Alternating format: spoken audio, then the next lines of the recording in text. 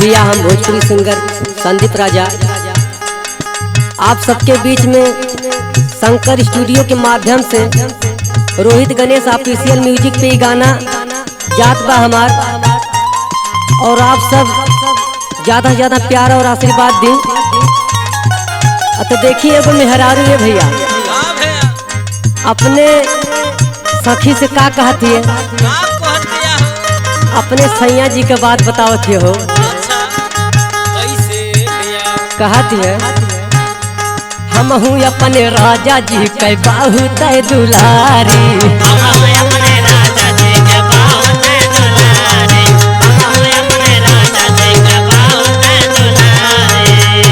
अरे बहुत दुलारी हो बहुत दुलारी, हम हूँ अपने राजा जी के बहुत दुलारी।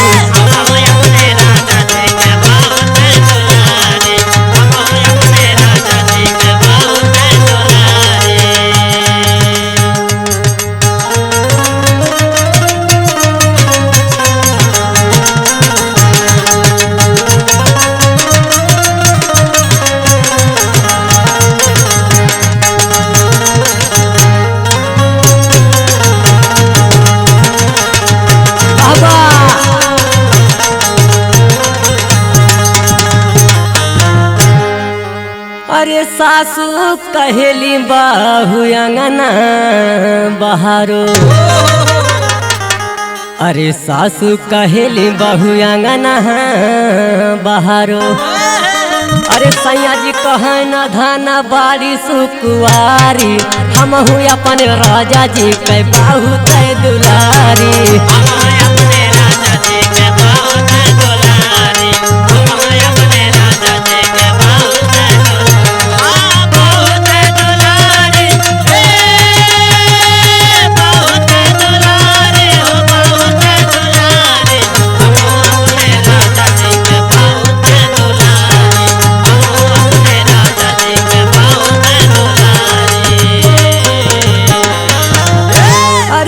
दो कहली भाभी पनिया भरन जाओ,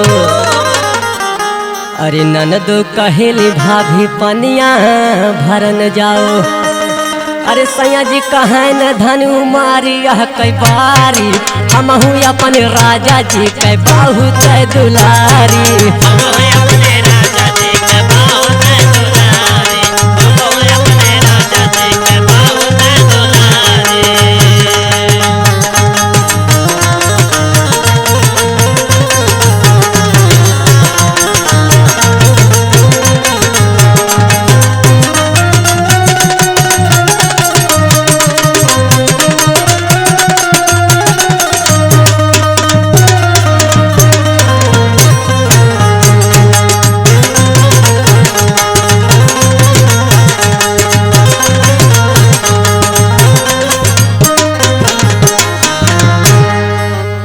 अरे संदीप राजा हमसे प्यार बड़ा करे,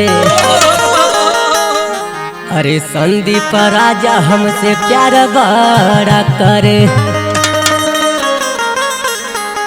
अरे उत्तमाला बेला के हम भूल गई यारी, हम हूँ अपने राजा जी के बहुत दुलारी।